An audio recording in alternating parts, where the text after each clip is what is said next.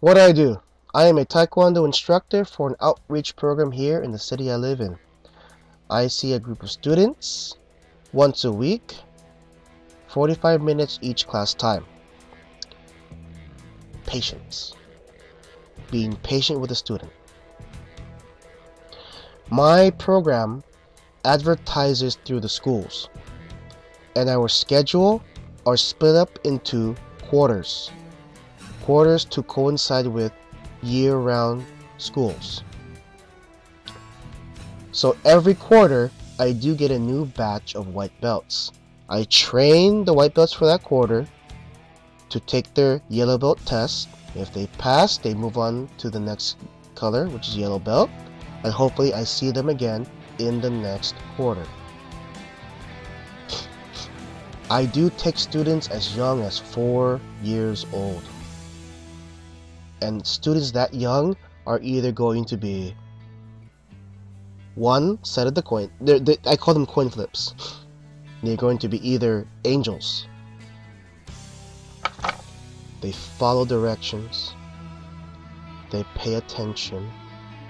And because they follow directions, they obey, they listen, and they are just a joy to have in class.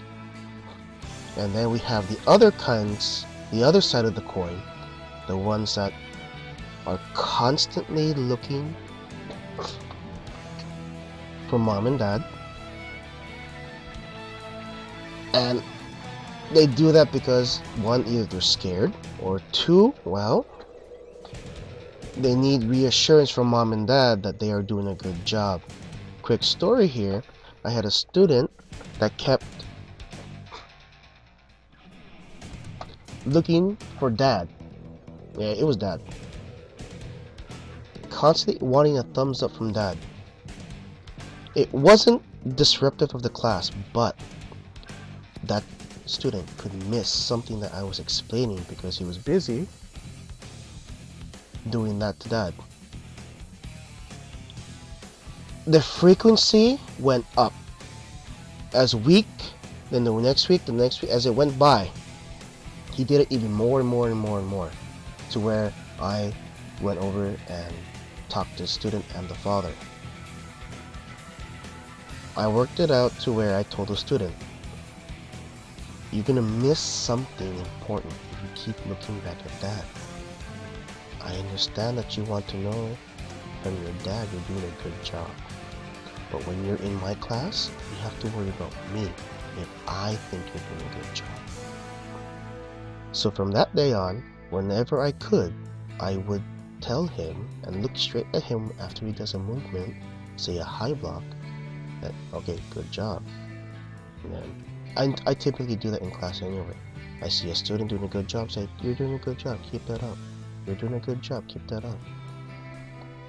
It's reassurance. Now, the patience comes in when they're not responsive. They freeze. I get that. I get students that do that. They freeze because there's so many kids there, and since they don't know what to do, they don't do anything. It takes a little bit of coaxing to get them to do a high block, a low block. Okay. Just a quick thing. I usually practice in the air, high block and low block, and then I break them up. I break up the class into separate lines. I call over parent volunteers. Remember, I get about 30 to 40 students in the class. The lowest I've ever had was about 10. Call over some parent volunteers to come in and hold the paddles for the exercise, or the blockers or the bags for the exercise drills.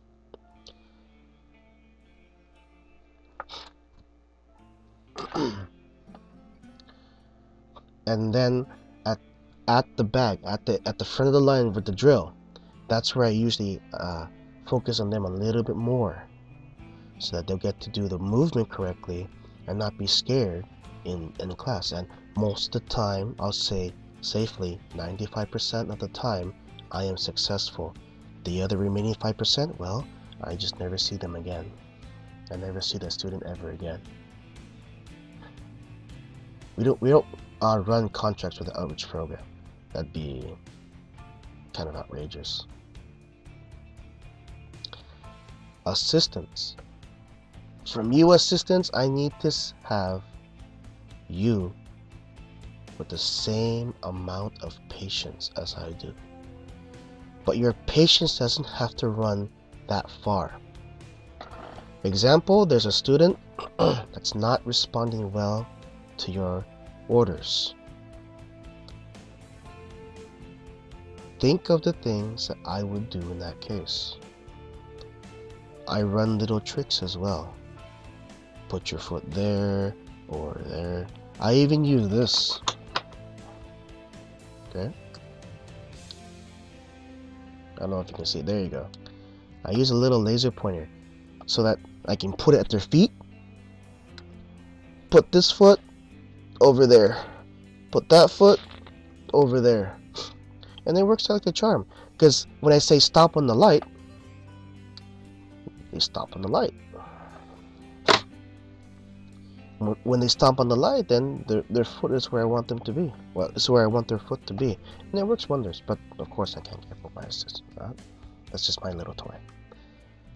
Just you know, using the paddle, put their foot over there. That will suffice. Sidetracked. If you come across a student that's not responding well, think of what I would do. If you tried it and it doesn't work,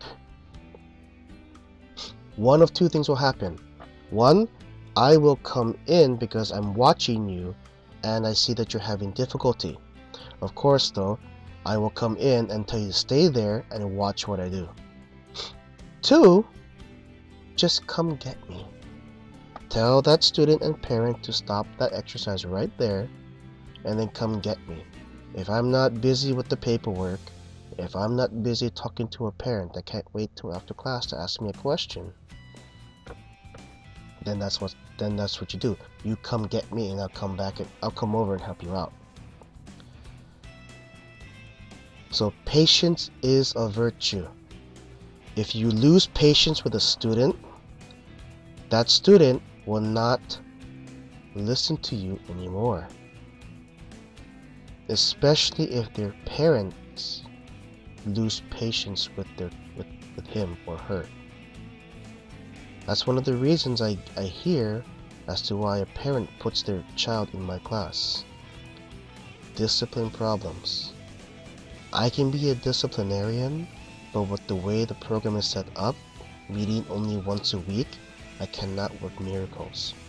Unless the parent is willing to travel to my other locations where I see them more than once a week, then we got something I can work with. But once a week for disciplinary doesn't work. I will try, and one of these days I will figure out a way to do it. But until then, I haven't figured it out yet. As of right now, I haven't figured it out yet. So, patience is a virtue. The more patience you show, the more patience you have, the better and happier person you will be. Okay? You'll be a happier person, and your class will respond well to you, especially if your assistants have the same amount of patience that you do. Okay? If I'm there by myself, yeah, my patience will run thin, but I never lose it. I do my best to not lose it. Now the last part here is parents. This is more my arena.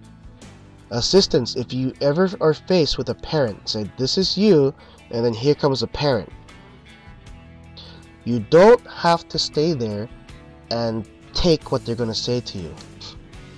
They need, if they have a problem, if they have a gripe, they feel the need to lash out at the closest, nearest official that they can. Excuse me. And sometimes that includes you, the assistant. You just need enough patience to say, stop. Let me get Sabin and Mario. if you want to try to explain or answer their question but they're not getting it, don't try any harder. Come get me. Come get me. And then I will step in and I'll handle that. Okay? So assistants, you don't need any more patience than that. So pushy parents, I've dealt with some pretty pushy parents before. And I have to remain calm. It's never come into a shouting match with me, but I have to tell them that this is what my job is, and that this is what I'm going to do. And you can suggest to me all you want, but if it doesn't fit my program, or if it's too soon to do it, I'm not going to do it. I need parents. It's okay to be pushy and suggest, but when I'm already putting my foot down as to no, no, no, I wish that I could just I don't even know how to explain it. Bottom line is, I never lose my temper. Absolutely, I cannot lose my temper unless they spit in, even if they spit in my face and stomp on my foot. I still have to maintain composure. It would take, I don't know, they would have to pull out a weapon to get me angry or to get me to respond a different way. I'm not saying, parents, I want you to try that.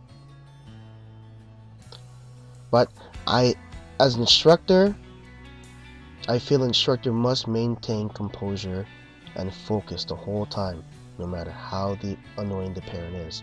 But of course, I'm only human. If the right buttons are pushed, it could become a screaming match. Well, until next time, I hope you enjoyed this video. Lates.